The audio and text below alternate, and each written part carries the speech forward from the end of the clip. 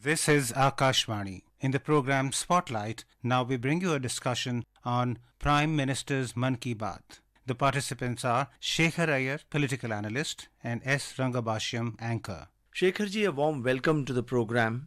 Thank you, Mr. Bashir. And to talk about the Prime Minister's Mann Ki Baat program and more precisely the 110th episode today. As always, really inspiring, touching, and with lots of, information and inspiration to take from the program. Let me start off with women power. He spoke a lot about that and he started the program on that. He invoked Mahakavi Subramanyam Bhardiyar as well, who in that era was outspoken for women's rights and women's empowerment. Indeed, Prime Minister did focus on women power to begin with. Particularly, he started with a conversation with Sunita Devi, who is the Namo Drone Didi. So this drone program has been popularized among self-help women groups to provide help for utilizing drones for either spraying pesticide or for getting an idea of the weather condition or to get an idea of the acreage to be covered. It's a new technology and this was announced only last year. And we have seen that a number of self-help groups have been trained in how to fly the drones and for the purpose of helping the farmers. So he started off with a conversation where if a Prime Minister was keen to know how she came to know about it, what kind of training was given. A lady who has never seen drone in her life, until just before the training started. So it was an interesting story of how that this is becoming a use of technology for the sake of a technology that is also providing livelihood for the women in the villages and also bringing the technology to the farmers. It's a very unique project where, two things are being done. The lady Sunita Devi was explaining to the Prime Minister how that whatever work earlier is to be done, particularly during rainy season and other season, the people need not have to enter the fields. The farmers won't have to enter the fields. They can get this work done by using the drone. So Prime Minister was very happy to note that farmers are very satisfied with this application of technology by women belonging to those very villages. In the process, they are also earning money. That's why they are called Lakpati Didi. So this is a drone Didi is talking to the Prime Minister for the first time. It was a very interesting opening. After that, the Prime Minister also heard from another lady, one Kalahandi Prafulla Patil, who was talking about how they are using for the Jal Jeevan mission, how they are using artificial intelligence and other things, how they are doing it. And he also spoke about the Jal Jeevan mission. This particular mission or the scheme is actually empowering women also. It is all about women. Definitely. I mean, you would have noticed ads that are coming on television these days where it talks about how the mother cares for everybody in the family. But then who cares for the mother? And in that, Jal Jeevan Mission is one aspect that has lightened the burden of the mothers in this country, particularly the mothers who have been facing economic challenges. And for them, getting the water, the drinking water through the pipelines is a very big thing. Similarly, there are other schemes which have also helped them. But in this particular thing, the Prime Minister was very happy to note how they are also participating in natural farming and where they are not using pesticide in a manner which they earlier used to do and which was causing problems. Now there are water committees, the sub-committees are headed by women and they are making all effort to conserve water. And he was talking to this Kalahandi Prafulla Patil, was explaining how they started the farm work and what do they do and how they try to prevent chemicals from entering the water bodies and how they have gone for natural pesticides and then how they are also involved in rain harvesting, particularly in their local primary school, Anganwadi and other places. In today's episode, organic farming and natural farming was actually highlighted. But I want to, this juncture, bring in this issue of kind of certification of these products. We all talk and discuss about, the benefits of consuming organic food, naturally grown food, devoid of chemicals, fertilizers, pesticides and all. But at the practical level, when you go to the market and if you have two products, say tomatoes, one is an organic tomato and the other one is a conventional one, how does the consumer know and verify that this is actually, because there could be unscrupulous elements who could, pass off the normal tomatoes as organic tomatoes? No, indeed, there is a problem. And also, products that are marked organic, they are priced higher than the normal ones, much, much higher. So, there is a problem with that. And I think unless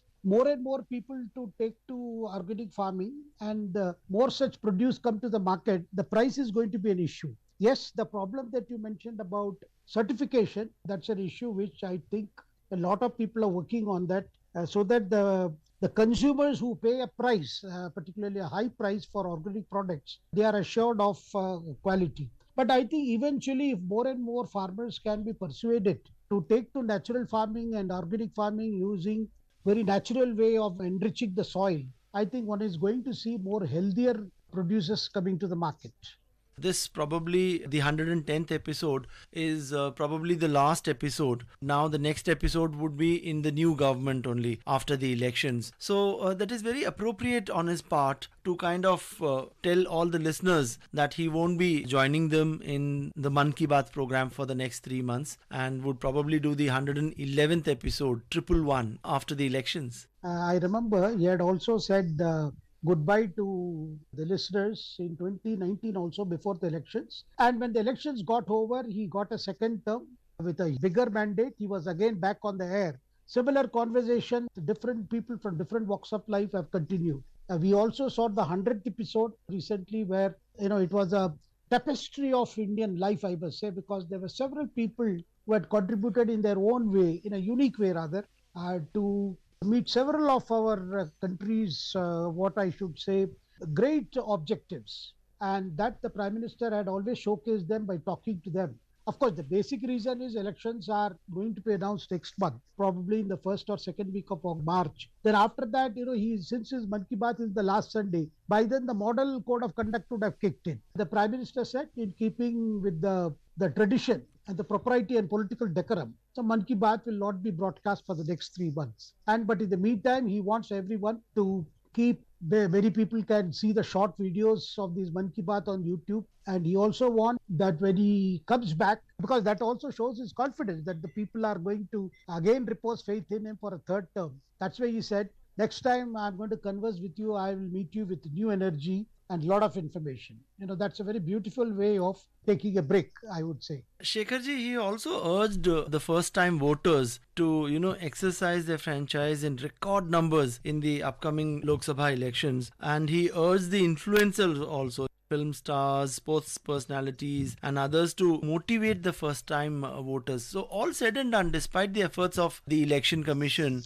still people are not coming out and voting. More specifically, the first time voters are probably, more enthusiastic, but the normal voters, the middle aged and above aged voters, they are not actually coming out in full strength and voting. The election commission has been, particularly in the run up to the election, they carry out very big campaigns involving celebrities to motivate people to come out and not to treat a polling day as a kind of a holiday or to leave their station, rather to use that day to cast their vote, because it's a very important democratic right and which we are fortunate to enjoy in this country. The Prime Minister, particularly this time in his Mann Ki Baat, spoke about particularly urging the first time voters, for the first time voters having entered the electoral rolls, having an election card. And so if they have crossed 80, it is for them, it's a big thing for them. In fact, on the polling day, you see 18 plus voters are more enthusiastic because they are casting their ballot for the first time. This time also, the Prime Minister wants the 18th Lok Sabha election should see that the youths participate in a big way. And the Prime Minister feels that's why this campaign, my first vote for the country, Mera Pehla Vote, should be a kind of campaign. And he wants all celebrities, whether sports world, film industry, literature, and everyone to, on their own, take to Instagram or YouTube and actively urge young people to participate. That will be a public service so that more and more people feel that on the election day, the first duty for them is to get up early and go and cast their votes. And of course, there is the whole day is for voting. They can go anytime convenient. But just as they say, early bird catches a worm. So we have seen people who get up early, they can quickly go to polling booths before queues are formed and cast their vote and come back. Then they are free for the whole day. As you said, many people treat the election day as a holiday, so they can still do it and still be done with their duty and right to vote. That should be the spirit. Of course, at the same time, I do see a lot young people coming forward. It is more people who are, who have done voting, say, they have voted in the last 3, 4 elections. They feel this is a time to take a break. And if it is close to the weekend, then I find that people are, normally want to combine the holidays and go. Today's episode, Prime Minister also spoke about, the World Wildlife Day to be observed on the 3rd of March, and how modern technology and more specifically, artificial intelligence is being used. He gave the example of a technology being used where the arrival of tigers is sent out as a SMS to the villagers nearby. So there is no animal human conflict. And something similar he spoke about the crocodile monitoring, the roving eye technology where it monitors crocodiles coming to the bank and all those things. So a lot of technology being used in wildlife conservation as well. The Prime Minister's mention of, how the good news is that, for instance, the number of tigers in the country has increased. He particularly mentioned about the tiger reserve of Chandrapur in Maharashtra, where the number is now placed at 250. But what is very interesting is in Chandrapur itself, they are using artificial intelligence. Here, as you mentioned, the cameras have been installed on the border of the villages. And whenever a tiger comes out, AI picks up and then it sends an alert by SMS or through WhatsApp. And this is helping people about 13 villages which are around this tiger reserve. Now, this is one way of use of technology to see how animal-man conflict can be minimized. So in the process, the human settlements also feel safe and the tigers also get protection. And then, of course, he mentioned about what work is being done by the Rotor Precision Group in collaboration with Wildlife Institute, where they have developed a drone which is keeping eye on the crocodiles in the Ken River. That's a very interesting thing. And then there is a Bangalore company that has prepared an app called Bhagira and Garuda. This Bhagira is supposed to monitor the speed of vehicles during a jungle safari. So this is a very interesting thing. And then the other app, which Garuda app, which the Prime Minister mentioned, is for providing real-time alerts connected to CCTV. Efforts towards the conservation of wildlife is now seeing newer frontiers where technology is playing a big part. Shekharji, there was a mention of, Kalahandi as well. Most of us have heard of Kalahandi and the district for all the wrong reasons, and infamous news of people having problem with food and all these issues, and poverty being there in this particular district. He spoke about goat rearing, which is kind of bringing about a slow but sure change in the entire district. Yes, that's a very, very interesting thing that Prime Minister brought to knowledge, particularly the Mani Kastu Goat Bank, a Salebata village of Kalahandi. Yes, you are right. In the early 80s, Kalahandi was known for starvation deaths. I vividly recall because as a young reporter, I had traveled to those Kalahandi villages where people would have nothing to eat and they would even cook some the local leaves and plants and some of them would be poisonous and would cause sickness. But Kalahandi has come a long way. Now we are seeing that goat rearing has become a major means of improvement of livelihood there. And particularly, he mentioned the work of Jayanti Mahapatra and her husband Biren Sahu. Both are qualified management professionals in Bangalore, but they decided to take a break and come to this village, and where they started working with the farmers and set about this goat bank. And this goat bank is a very interesting system where farmers are given 2 goats for 20 months. Then goats give birth to 9 to 10 kids in 2 years, out of which 6 kids are kept by the bank. And the rest are given to the same valley which rears the goats. So this way, today more than 1,000 farmers from 50 villages are associated in this project. And this is in a way, it's also Atmanirbharta because these families can, by goat rearing, they also find a new livelihood. And for farmers, this is in addition to whatever they are doing in agriculture.